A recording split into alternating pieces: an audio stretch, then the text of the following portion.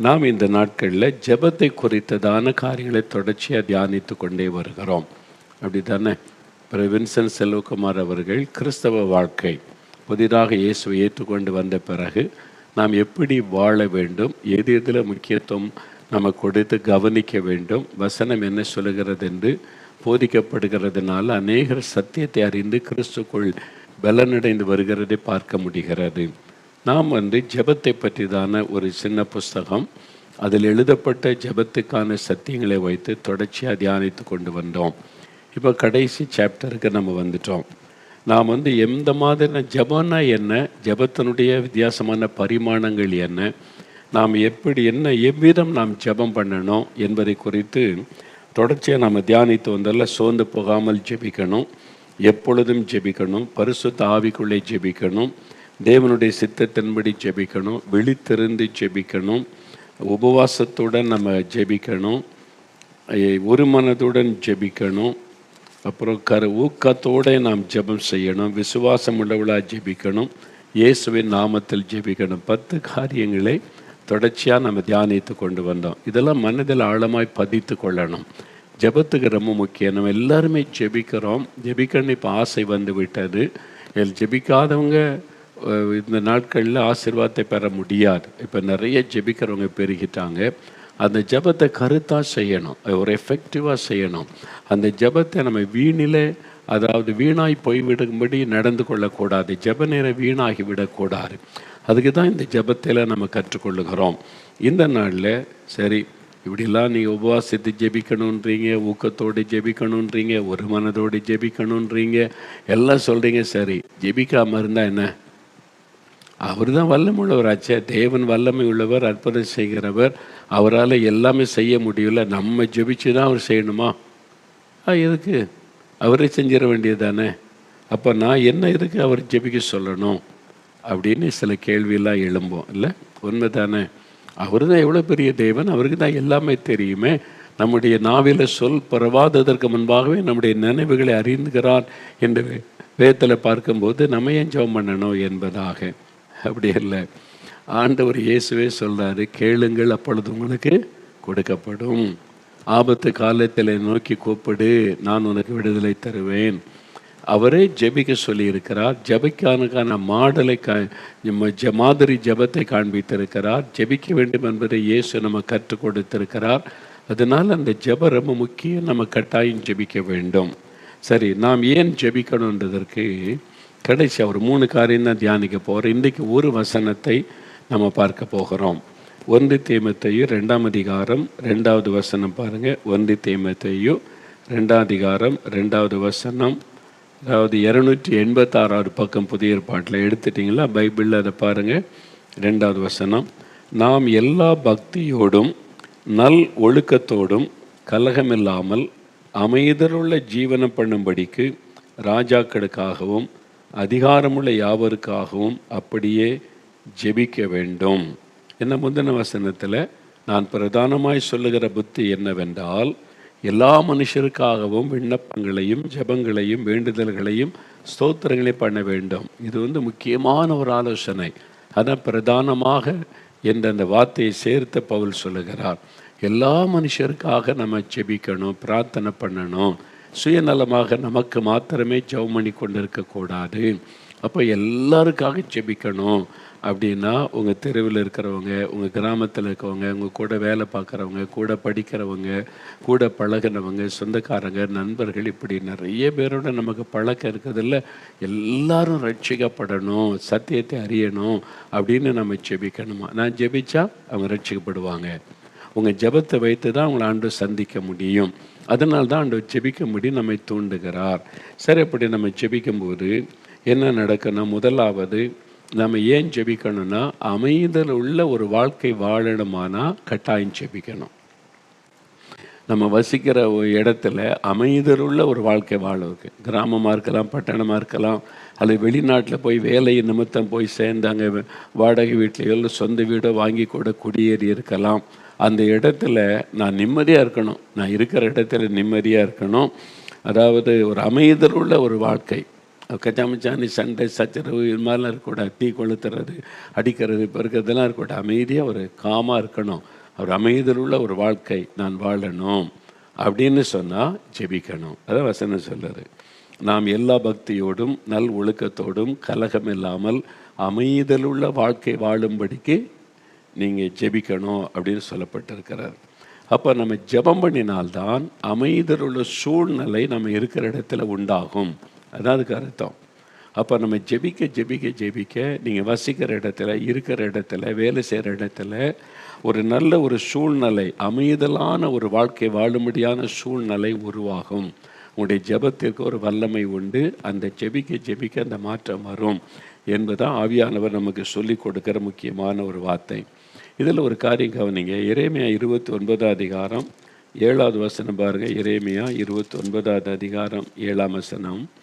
இன்றைக்கி நான் பல வெளிநாடுகளுக்கு போயிருந்தேன்ல. இப்போ வந்து இங்கே ஆஸ்திரேலியா, நியூசிலாந்து அது மாதிரி தேசங்களுக்கெல்லாம் போயிருந்த போது நம்ம நாட்டிலேருந்து போய் அங்கே வேலை செய்கிறவங்க, அங்கே நல்லா வசதியாக இருக்கிறவங்களாம் இருக்கிறாங்க. அப்போ மெயினாக இதை தான் அவங்களுக்கு சுட்டி காண்பித்தேன் இந்த வசனம். அந்த வசனம் என்ன சொல்லுது பாருங்கள். எரேமியா 29:7 நான் உங்களை சிறைப்பட்டு போக பண்ணின பட்டணத்தின் சமாதானத்தை தேடி அதற்காக விண்ணப்பம் பண்ணுங்கள். அதற்கு சமாதானம் இருக்கையில் உங்களுக்கும் சமாதானம் இருக்கும். ஆண்டவர் சொல்கிறார். ஆண்டவரே சொல்கிறார். என்ன சொல்கிறார்னா, நான் உங்களை சிறைப்பட்டு போக பண்ணின தேசம். உங்களை ஒரு தேசத்துக்கு நான் அடிமையாக அனுப்புகிறேன், உங்களை சிறை கைதிகளாக அனுப்புகிறேன் அப்படின்னு உங்கள் கைகள் கால்களில் சங்கிலியை மாட்டி உங்களை அந்த தேசத்துக்குள்ளே அடிமையாக கொண்டு போகும்போது எந்த பட்டணத்தில் கொண்டு போய் வைக்கிறாங்களோ அந்த பட்டணத்தின் சமாதானத்தை தேடுங்க, அந்த நாட்டின் சமாதானத்தை தேடுங்க. ஆண்டவரே, இந்த தேசத்துக்கு என்னை கொண்டு வந்திருக்கிறீங்க, இங்கே தான் எனக்கு வேலை கொடுத்துருக்கிறீங்க, இங்கே தான் வீடு கொடுத்துருக்கிறீங்க, இங்கே எல்லா உரிமையும் எனக்கு கொடுக்கப்பட்டு இருக்கிறது. இந்த தேசத்தை நான் நேசிக்கிறேன், இந்த பட்டணத்தை நான் நேசிக்கிறேன், இந்த பட்டணத்தை நீங்கள் நேசிக்கிறதுனால நான் நேசிக்கிறேன், இந்த பட்டணத்தில் அமைதி சமாதானம் நல் ஒழுக்கம் காணப்படணும், நான் ஜெபிக்கிறேன் அப்படின்னு சொல்லி நீங்கள் இருக்கிற அந்த பட்டணம், இருக்கிற தேசத்தை நேசித்து அதற்காக ஆண்டவரிடத்தில் பிரார்த்தனை பண்ணுவது. அப்படி நீங்கள் ஜெபம் பண்ணும்போது தேசத்தில் கலவரங்கள் இருக்காது, பாதிப்புகள் இருக்காது, தீ கொளுத்துதல் இருக்காது, ஒரு அமைதியான சூழ்நிலை உண்டாகும். அப்போ நம்ம அமைதலுள்ள ஒரு வாழ்க்கை வாழணும், பாதுகாப்புள்ள ஒரு வாழ்க்கை வாழணும்னு சொன்னால் ஜெபிக்கணும். ஜெபம் பண்ணால் தான் அந்த ஆசீர்வாதம் நமக்கு கிடைக்கும். அதுதான் நம்ம பார்க்குற ஆண்டவர் சொல்றார் பாருங்க. நீங்கள் சிறையாக ஒரு பட்டணத்துக்கு கொண்டு போகப்பட்டால் அந்த பட்டணத்தின் சமாதானத்தை தேடி, அப்படின்னா அந்த பட்டணத்தின் சமாதானத்தை விரும்புங்க. நான் இருக்கிற ஆண்டவரே, இந்த தேசத்தில் சமாதானம் இருக்கணும், கலவரங்களோ குழப்பங்களோ சண்டைகளோ ரத்த சிந்துதலோ இருக்கக்கூடாது. ஆண்டவரே, ஒரு அமைதல் உள்ள வாழ்க்கை வாழணும். அதுக்காக இந்த தேசத்தினுடைய ஜனாதிபதியோ பிரசிடெண்டோ அல்லது கிங்கோ அவங்க தலைமையில் இருக்கிறவங்களுக்காக நான் ஜெபிக்கிறேன், அதிகாரத்தில் இருக்கிற எல்லாருக்காக ஜெபிக்கிறேன்னு கருத்தாக நம்ம ஜெபிக்கணும். இது ஆண்டவர் நம்ம கொடுத்திருக்கிற ஒரு கட்டளை. அப்போ ஜெபிக்காட்டா பாவம் செய்கிறேன்னு அர்த்தம். ஆண்டவர் ஜெபிக்க சொல்கிறாரு, உங்களுக்கு விலைக்கு சொல்லிட்டாரு, நீங்கள் புரிந்து கொண்டீங்க, மற்றவங்களுக்காக ஜெபிக்கணும்னு தெரிஞ்சுட்டு ஆனால் ஜெபிக்க மாட்டேங்கிறீங்க. அப்போ அது தேவனுக்கு விரோதமான பகை தானே, பாவம் தானே. அப்போ நம்ம மனம் திரும்பி கர்த்தர் எந்த காரியத்துக்கெல்லாம் ஜெபிக்க சொல்லுகிறாரோ அதுக்கு அதிக கவனம் கொடுத்து நம்ம ஜெபிக்கணும். இங்கே ஒரு பட்டணத்தில் நீங்கள் இருக்கிறீங்க, ஒரு தேசத்தில் இருக்கிறீங்கன்னா இந்த தேசம் எப்போவுமே சமாதானமாக இருக்கணும். ஆண்டவரே, உம்முடைய ஆளுகை இந்த பட்டணத்தின் மேலே இருக்கணும், உம்முடைய கரம் இந்த பட்டணத்தின் மேலே இருந்து நடத்தணும், இங்கே எப்பொழுதும் ஒரு சமாதானம் இருக்குன்னு நீங்கள் ஜெபிச்சு பாருங்கள், அப்படியே நடக்கும். உங்கள் ஜெபத்தை வைத்து தான் தேவன் அதை செய்ய முடியும். ஆனால் தான் ஆண்டவர் சொல்ல, நம்ம மற்றவங்களுக்காக முக்கியமாக நம்ம எந்த தேசத்தில் இருக்கிறோமோ அந்த தேசம் அங்குள்ள காரியங்களை அறிந்துக்கு நம்ம கருத்தாக ஜெபிக்கணும் என்று ஆண்டவர் சொல்லுகிறார். அதுதான் நம்ம 1 தீமோத்தேயுவில் பார்க்கிறோம். 2ஆம் அதிகாரம் 2ஆம் வசனத்தில் 1 தீமோத்தேயு 2:2 என்ன சொல்லியிருப்பாருங்க, நாம் எல்லா பக்தியோடும், அப்புறம் நல் ஒழுக்கத்தோடும், அப்புறம் கலகம் இல்லாமல் அமைதலுள்ள ஒரு வாழ்க்கை வாழும்படி அதிகாரத்தில் உள்ளவங்களுக்காக ஜெபம் பண்ணுங்க. அப்போது அதிகாரத்தில் இருக்கிறவங்கன்னா யார்? ஒவ்வொரு நாட்டில் ஒவ்வொரு காரியம் இருக்கும். இந்தியாவில் எடுத்துக்கொண்ட பிரைம் மினிஸ்டர், அவங்க தான் தலைமை. அவங்களுக்கு கீழே தான் மந்திரிமார்கள் வருவாங்க, அது கீழே தான் எம்பிக்கள் வருவாங்க. அப்போது பிரைம் மினிஸ்டர் பிரதம மந்திரி அவங்க தான் முக்கியமானவர்கள். அவங்க பெரிய பொறுப்பில் இருக்கிறனால அவங்களுக்காக ஜெபிக்கணும். ஒரு மாநிலம்னு எடுத்துக்கொண்டால் முதலமைச்சர் அவங்க தான் தலைமையில் இருக்கிறவங்க. அப்போ அவங்களுக்காக ஜெபிக்கணும் தான் சொல்லுது. எல்லா பக்தியோடும் கலகமில்லாமல் நல் ஒழுக்கத்தோடும் அமைதலோட ஜீவனம் பண்ணும்படி ராஜாக்கள் அதிகாரமுள்ள யாவருக்காக ஜெபிக்கணும். அப்போது சில தேசத்தில் ராஜாக்கள் ஆட்சி இப்பவும் இருக்குது. சில தேசத்தில் கிங் அப்படி சொல்லுவாங்க, அப்படி இருக்கிறாங்க. சிலருக்கு சில தேசத்தில் பவர் கிடையாது, ஒரு மரியாதை நிமித்தம் வச்சுருக்காங்க. இங்கிலாந்து தேசத்தில் வச்சுருக்கிறாங்க, மலேசியாவில் வச்சுருக்கிறாங்க. அப்படி பல தேசங்களில், சவுதி அரேபியாவில் கிங்குன்னு தான் சொல்லுவாங்க, அரபு நாடுகளில் கிங் அப்படி சொல்லுவாங்க. சிலர் அதில் மரியாதை நிமித்தம் அவங்களுக்கு பொறுப்பு கொடுத்து வச்சுருப்பாங்க. சிலர் அப்படி இல்லை, நல்ல ஞானமாக செயல்பட்டு தேசத்தை நல்லா நிர்வாகம் பண்ணி நடத்துவாங்க. அப்போ ஒரு தேசத்தில் அமைதி, சமாதானம், நல் ஒழுக்கம் இதை நம்ம அறியணும். அமைதி, சமாதானம், நல் ஒழுக்கம். ஒரு தலைவர் பண்ணுற மிஸ்டேக்கு ஒரு தேசத்தில் கலவரத்தை கொண்டு வந்து விடும். ஒரு தலைவர் செய்கிற தவறான ஒரு காரியம் அல்லது மக்கள் மத்தியில் அவர் பேசுகிற தவறான வார்த்தை ஒரு சமாதானத்தை கெடுத்து கலவரத்தை கொண்டு வந்துடும். அப்போது ஆளுகிறவர்கள், அந்த அதிகாரத்தில் இருக்கிறவங்க மேலே கர்த்தருடைய கரம் இருந்து ஆளுகை செய்யணும். அவங்க சுயமாக எதையும் பேசி செய்து தேசத்தில் குழப்பத்தை உண்டாக்கிடக்கூடாது. ஆண்டவர் ஆளுகை செய்து அவங்களை இங்கே தேசத்தின் நன்மைக்காக பயன்படுத்துங்க அப்படின்னு நம்ம ஆளுகிறவங்களுக்காக ஜெபிக்கணும். அதான் வசனம் சொல்லுது, எல்லா பக்தியோடும் நல் ஒழுக்கத்தோடும். ஒரு ஒழுக்கம், நீ ஒழுக்கக்கேடான காரியங்கள் எல்லா தேசத்திலையும் பெருகுகிறதில்ல. பாருங்கள், போதை பொருட்கள் தாராளமாய் நாடுகளுக்குள்ளே உலாவுகிறது. தமிழ்நாட்டில் நிறைய பிடிக்கிறாங்க. போதை இல்லாத ஒரு மாநிலமாக மாற்றுவோன்னே தமிழக முதல்வர் அறிவிக்கிறான். கேட்க ரொம்ப சந்தோஷம். அதுக்காக நம்ம ஜெபிக்கிறோம். இந்த மாதிரி போதை பொருட்கள் இந்த தமிழ்நாட்டுக்குள்ளே வரக்கூடாது, இந்தியாவுக்குள்ளே வரக்கூடாதுன்னு ஜெபிக்கிறோம். அதே சமயத்தில் டாஸ்மாக் கடையில் கொடுக்குற சாராயமும் போதை தான். அதையும் நம்முடைய முதலமைச்சர் தீர்மானிக்கணும். அதுவும் போதை தானே.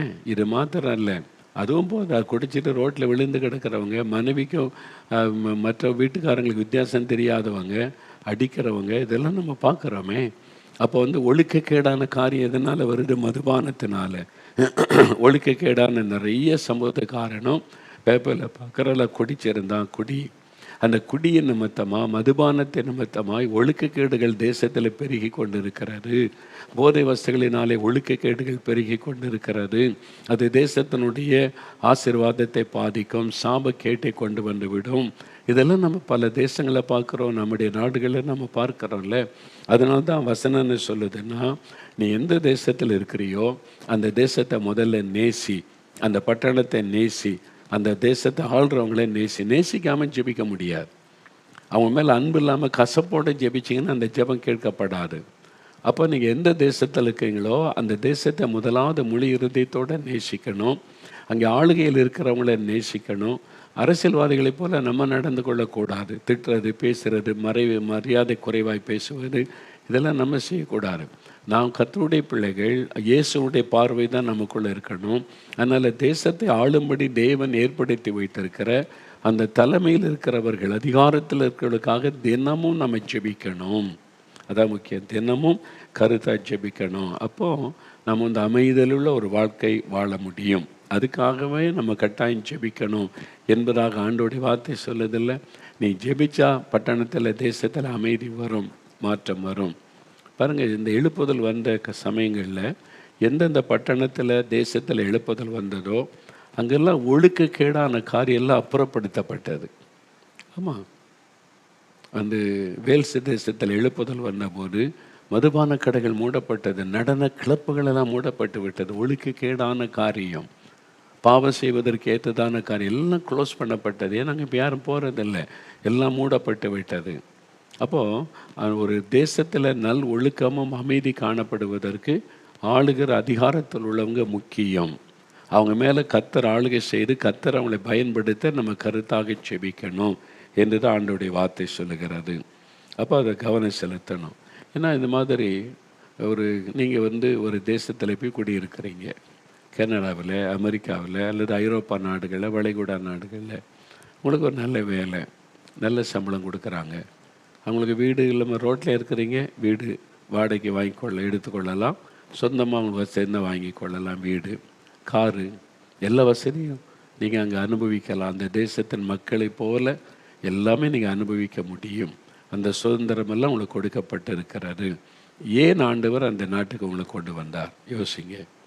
எதுக்கு இந்த தேசம்? இல்லை, எனக்கு வேலை இங்கே கிடச்சிது, நல்ல சம்பளம் இல்லாதனால. அதே வேலையில் நல்ல சம்பளத்தோட இந்தியாவில் ஆண்டவர் உங்களுக்கு தர முடியாதா? முடியும். இப்போ ஏன் நீங்கள் இன்னொரு தேசத்தில் போய் அங்கே குடி இருக்கிறீங்க, க்ரீன் கார்டு கிடைக்கணும்னு ஜெபிக்கிறீங்க, அதோடு கூட இங்கே இந்த நாட்டில் குடியுரிமை கிடைக்கணும் அப்படின்னு ஜெபிக்கிறீங்க? தப்பு கிடையாது. ஏன் ஜெபிக்கிறீங்க? ஏன் அப்படின்னு நீங்கள் யோசிங்கன்னு தான் சொல்லுகிறேன்.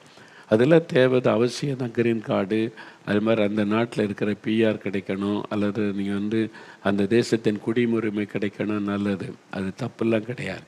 அப்போ இதில் கவனம் செலுத்தும் போது அந்த தேசத்தை நீங்கள் நேசிக்கணும்ல. நீங்கள் இருக்கிற தேசத்தை நேசிக்கிறீங்களா? சிலர் அந்த தேசத்தில் உட்காந்துக்கிட்டு அந்த தேசத்தை முறுமுறுத்துக்கிட்டே இருப்பாங்க. என்ன தேசம் இது, இவங்க இப்படி பண்ணுறாங்க, ஆள்றவங்க இப்படி பண்ணுறாங்கன்னு முறுமுறுத்து கொண்டே இருப்பாங்க. அப்படி இல்லை, நேசிக்கணும். அந்த தேசத்தை, அந்த பட்டணத்தை நேசித்து ஜெபிக்கணும். வெறுமனே நேசிக்கிறேன்னு சொன்னால் போதாது, ஜெபிக்கணும். அதான் சொல்லப்பட்டிருக்கு. ஜெபங்கள், விண்ணப்பங்கள், வேண்டுதல்கள், ஸ்தோத்திரங்களை நம்ம பண்ணணும் என்பதாக வேதத்தில் சொல்லப்பட்டு இருக்கிறாரு. ஏன்னு சொன்னால், அப்படி நம்ம ஜெபம் பண்ணும்போது அங்கே அமைதி உண்டாகும், கலவரங்கள் வராதபடி தடுக்கப்படும், அங்கே மத பிரச்சனை, ஜாதி பிரச்சனை, மொழி பிரச்சனை வராதபடி ஒரு அமைதியான சூழ்நிலை உண்டாகும். ஏன்னா அந்த பட்டணம் அமைதியாக இருந்தால் தான் நம்ம அமைதியாக இருக்க முடியும். அந்த பட்டணம் ஆசீர்வதிக்கப்பட்டால் தான் நம்ம ஆசீர்வதிக்கப்பட முடியும். அந்த பட்டணத்தில் சமாதானம் இருந்தால் தான் நம்ம வீட்டுக்குள்ளே நிம்மதியாக இருக்க முடியும். யோசித்து பாருங்கள். அப்போ அந்த பட்டணத்தில் சமாதானம் இல்லைன்னா எல்லாருமே பாதிக்கப்பட்டு விடுவோம். அதனால தான் ஆண்டவர் சொல்லுகிறார் தெளிவாக, நீங்கள் சிறைப்பட்டு போக பண்ணின தேசத்தின் சமாதானத்தை தேடி. அப்படின்னா சமாதானம் வரணும்னு விரும்பாத ஒரு காரியத்தை ஆண்டவர் செய்ய மாட்டார்.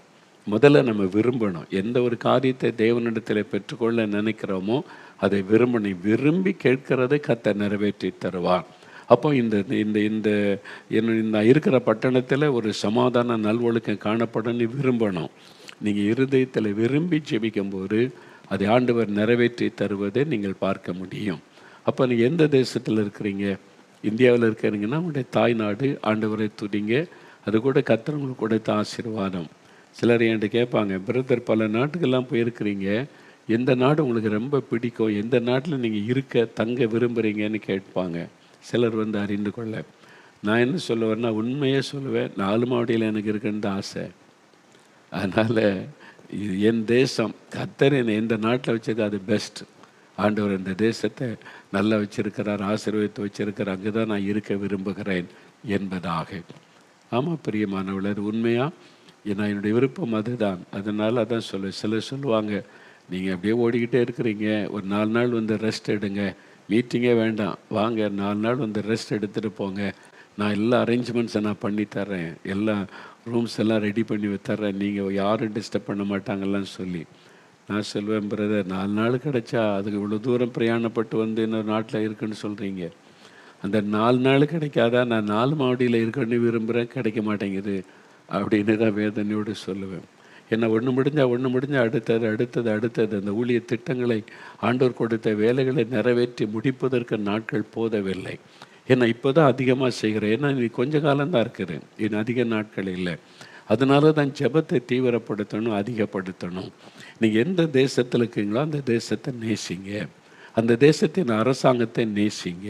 அவங்க எந்த கட்சி வேணாலும் இருக்கட்டும், இப்போ அவங்க ஆளுகையில் இருக்கிறாங்க, கர்த்தரால் தான் கொண்டு வரப்பட்டு இருக்கிறாங்க.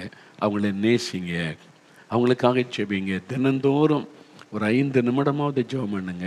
உங்களுடைய குடும்ப ஜெபத்தில் ஜெபம் பண்ணுங்க, தனி ஜெபத்தில் ஜெபிங்க. அது மாதிரி நீங்கள் ஜெபிக்க அந்த தேசத்தில் ஒரு பெரிய ஆசீர்வாதம் வரும், அமைதி, சமாதானம். அப்போ நீங்கள் அமைதியான ஒரு வாழ்க்கை வாழ முடியும். அதுக்கு தான் ஆண்டவர் சொல்கிறாரு, நீங்கள் அதை நேசித்து அதற்காக ஜெபம் பண்ணுங்கள் என்று. நம்ம ஜெபிக்காட்டா என்ன நடக்கும் அப்படின்னு நினைக்கிறீங்களா?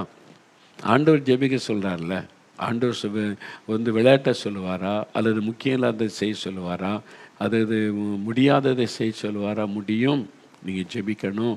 ஏன்னா அவங்க ஜெபத்தை வைத்து தான் ஒரு தேசத்தில் காரியத்தை செய்ய முடியும். அதனால் ஆண்டவர் ஜெபத்தை எதிர்பார்க்கிறார். நீங்கள் பாருங்களேன், வேத புஸ்தகத்தில் நான் பலமுறை சொல்லியிருக்கிறேன், திரும்ப ஒருக்க ஞாபகப்படுத்தினார் நல்லது. நீங்கள் வேத புஸ்தகத்தில் 2 சாமுவேல் 24ஆம் அதிகாரம் 1வது வசனத்தை நீங்கள் வாசிக்கும்போது ஒரு காரியம் நடக்கிறதே வேத புஸ்தகத்திலே நம்ம வாசிக்கிறோம். அதில் முதலாவது 1 நாளாகமும் 21ஆம் அதிகாரம் 1வது வசனம். இந்த ரெண்டும் ஒரே காரியத்தை பற்றி தான் பேசுகிறது. அதில் 1 நாளாகமும் 21ஆம் அதிகாரம் 1வது வசனம் பாருங்கள். சாத்தான் இஸ்ரவேலுக்கு விரோதமாக எழும்பி இஸ்ரவேலை தொகையிடுவதற்கு தாவீதை ஏவி விட்டது. சாத்தான் பார்த்தீங்களா, சும்மா ஒரு தேசத்துக்கு விரோதமாக எழும்புவான், ஒரு பட்டணத்துக்கு விரோதமாக எழும்புவான். அதுதான் நீங்கள் அறிந்து கொள்ளணும். ஒரு தேசத்துக்கு விரோதமாக சாத்தான் எழும்பி, பார்த்தீங்களா, இஸ்ரவேலருக்கு அவங்க தேவனுடைய பிள்ளைகள் அழைக்கப்பட்டிருக்கிறாங்க, அவங்க ரொம்ப சந்தோஷமாக இருக்காங்க, அவங்களுக்குள்ள அறிவை கொண்டு வரணும், அவங்களுக்குள்ள ஒரு பாதிப்பை கொண்டு வரணும், அவங்க சந்தோஷமாக இருக்க விடக்கூடாது. இதுக்கு தான் சாத்தான் செயல்படுவான். அப்போ பாருங்கள், அவன் எழும்பி இஸ்ரவேலுக்கு விரோதமாக எழும்பி தாவீதை ஏவினானாம். சாத்தான் யாரை ஏவினா? தாவீதை. தாவீதை யார்? அபிஷேகம் பண்ணப்பட்டவர். பாருங்கள், இன்பமாய் சங்கீதங்களை பாடி ஆண்டவரை துதித்தவர், எப்போதும் கர்த்தருடைய பிரசன்னத்தில் துதித்து கொண்டே இருக்கிறவர்.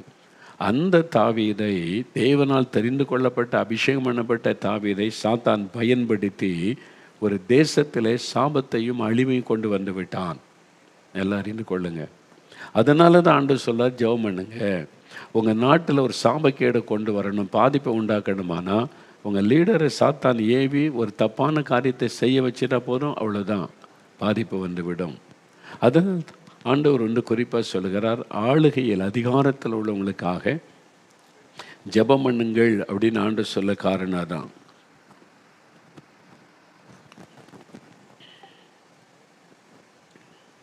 ஒரு சமயம் நான் கனடா தேசத்துக்கு போயிருந்தப்போ அங்குள்ள தேவ பிள்ளைகள் சொன்ன வேதனையோட, இந்த மாநிலத்தில் பிரீமியர் அப்படின்னு நம்ம இங்கே சீஃப் மினிஸ்டர்னு சொல்கிறோம்ல, முதலமைச்சர், அது பிரீமியர் அப்படின்னு சொல்லுவாங்க. முதலமைச்சராக ஒரு லேடி அவங்க இருக்கிறாங்க. அந்த அம்மா சின்ன பிள்ளைகளுக்கு, அதாவது எல்கேஜி யூகேஜி முடித்து ஃபஸ்ட்டு செகண்ட் தேர்டு, ஒரு 3ஆவது வகுப்புலேருந்துன்னு வைங்களேன், 3rd ஸ்டாண்டர்ட்னா கூட அவங்களுக்கு என்ன வயசு, 8 வயசு அவ்வளோதான் இருக்கும். அந்த பிள்ளைகளுக்கு செக்ஸ் எஜுகேஷன் கொடுக்கணுமா. பாருங்கள், புத்தி இருக்குதா அதுக்கு? சின்ன பிள்ளைகளுக்கு எதுக்குன்னு கேட்டால் கொடுக்கணும். அந்த பிள்ளை இப்போவே டிசைட் பண்ணோம், 8 வயசு இல்லையா.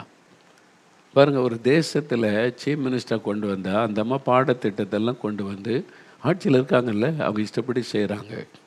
பெற்றோருக்கு ரொம்ப துக்கம், எப்படி கவர்மெண்ட்டை எதிர்த்து ஒன்றும் செய்ய முடியாது, அந்தம்மா பதவியில் இருக்குது. இது நம்ம 8 வயசு பிள்ளைக்கு இதெல்லாம் தேவையா அவனை கேட்டால் தேவை. சின்ன வயசில், ஏன்னா அந்தம்மா மேடையில் ஒரு முறை ஒரு ஃபங்க்ஷனில் அம்மா மேடையில் அது ஒரு லேடி, அந்தம்மா இன்னொரு லேடியை கூட்டிகிட்டு சொல்லுது, இது என் சீஸ் மை ஹஸ்பண்ட் அப்படின்னு சொல்லுது.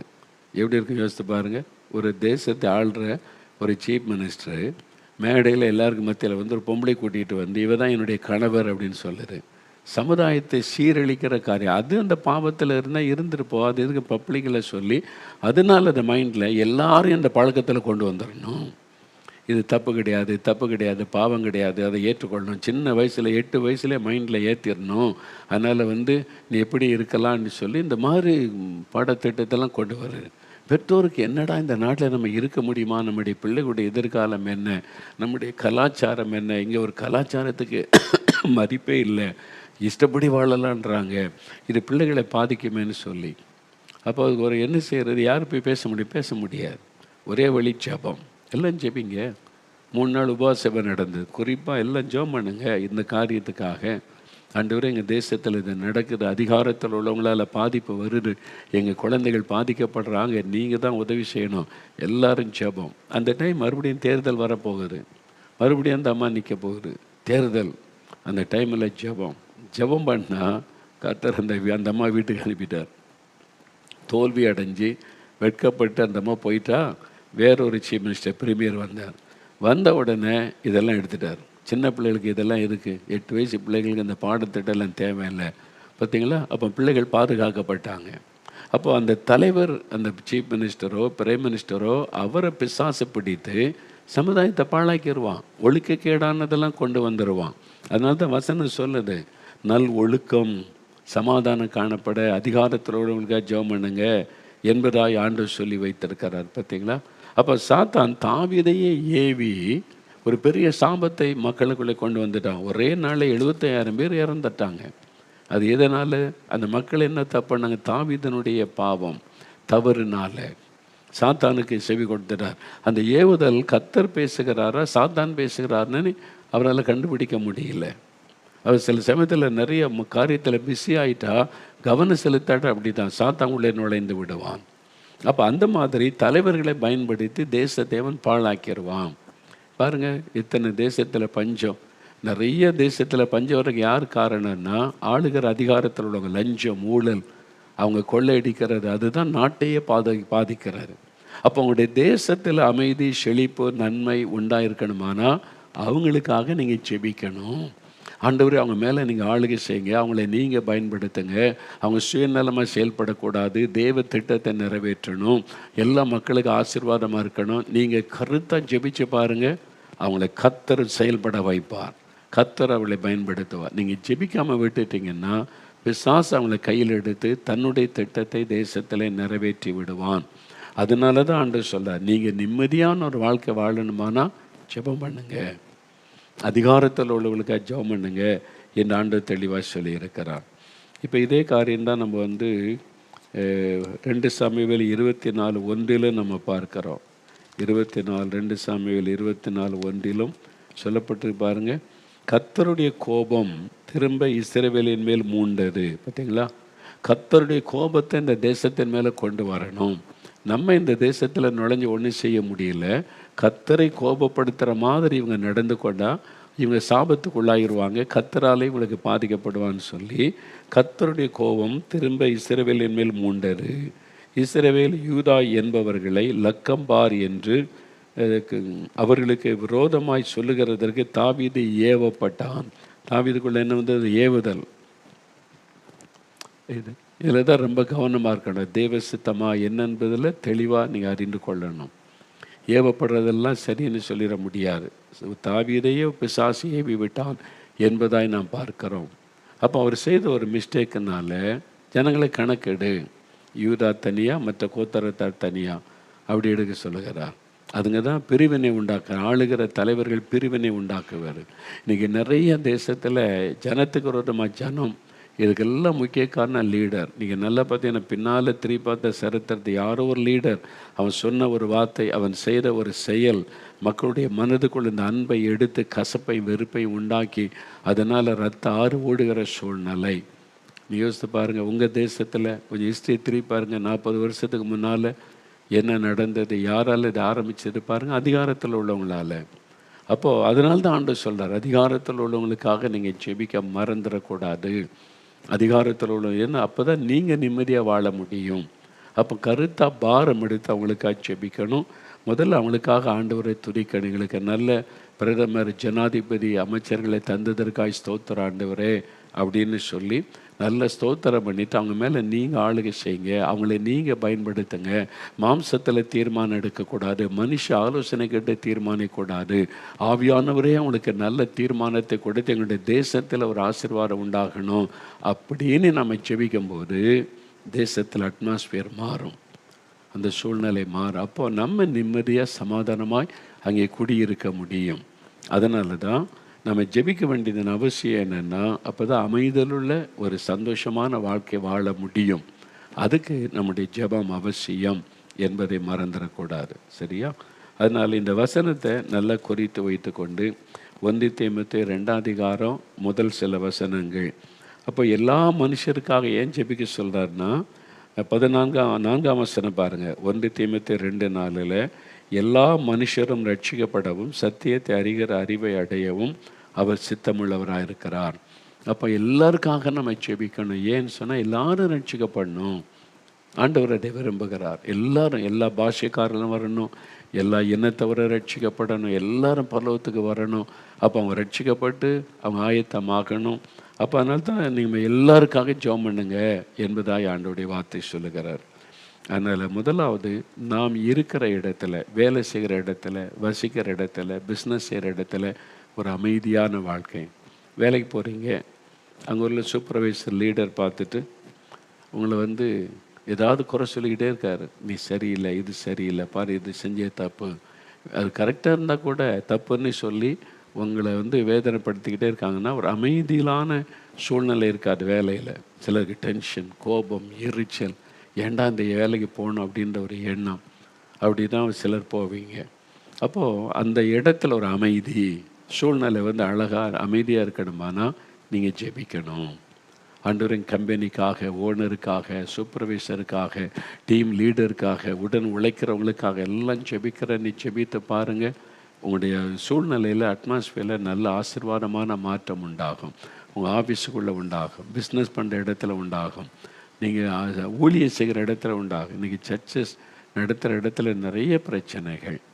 அப்போ ஒரு நிம்மதியாக நடத்த முடியல, ஒரு விடுதலையோடு ஆராதிக்க முடியல, அது மாதிரி ஒரு சூழ்நிலை. ஆண்டவர் எல்லாத்தையும் மாற்றி அமைதியில் உள்ள ஒரு சூழ்நிலை உண்டாக்கி தர முடியும்.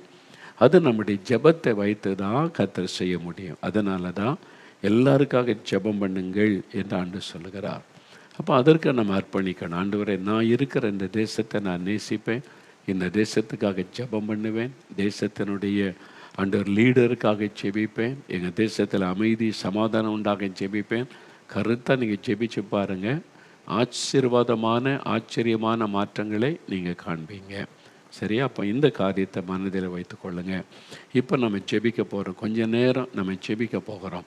ஏன்னா நீங்கள் இருக்கிற நாட்டுக்காக நீங்கள் தான் ஜெபிக்கணும், நீங்கள் இருக்கிற பட்டணத்துக்காக நீங்கள் தான் ஜெபிக்கணும், நீங்கள் இருக்கிற தேசத்துக்கு உங்கள் ஜெபந்தான் வல்லமை உள்ளது. அதுவும் அந்த தேசத்தில் நீங்கள் குடியுரிமை வாங்கிட்டீங்க அப்படின்னு, சிட்டிசன்ஷிப் வாங்கிட்டீங்கன்னா உங்களுக்கு மொழி உரிமை இருக்கிறது. நீங்கள் இது என்னுடைய தேசம், நீங்கள் என்னை கொண்டு வச்சிருக்கிற தேசம், இந்த தேசத்தில் இந்த தப்பெல்லாம் நடக்கக்கூடாது, இந்த காரியெல்லாம் ஒழியணும், இந்த மாதிரி கர்த்தர் நடத்தணும் அப்படின்னு நீங்கள் சின்சியராக ஜெபிச்சிங்கன்னா உங்கள் நாட்டையே கர்த்தர் மாற்றுவார். விசுவாசிங்க. உங்கள் விசுவாசம்தான் உலகத்தை ஜெயிக்கிற ஜெயம். நான்லாம் ஜெபம் பண்ணி என்னங்க நடக்கும் அப்படின்னு சொல்லாதங்க. உங்களுடைய ஜெபம் வல்லமை உள்ளது. என்னுடைய ஜெபத்தை தேவன் கேட்கிறார், கவனித்து கொண்டிருக்கிறார். இப்போ நம்ம கருத்த ஆண்டவரிடத்தில் சில நம்முடைய நேரம் நீங்கள் எந்த தேசத்தில் இருக்கிறீங்களோ அந்த தேசத்தின் பெயரை சொல்லி ஆண்டவரை துதிக்கணும். இந்த தேசத்துக்காக நம்மை துதிக்கிறேன், இந்த தேசத்துக்காக நீங்கள் தான் என்னை அழைச்சிட்டு வந்தீங்க, எங்களை கொண்டு இங்கே நாட்டி வச்சுருக்கிறீங்க, அதற்காக ஸ்தோத்திரம். இந்த தேசத்தில் எனக்கு எல்லா உரிமையும் கிடைத்ததுக்கு முதல்ல துதிங்க, ஸ்தோத்திரம் பண்ணுங்க.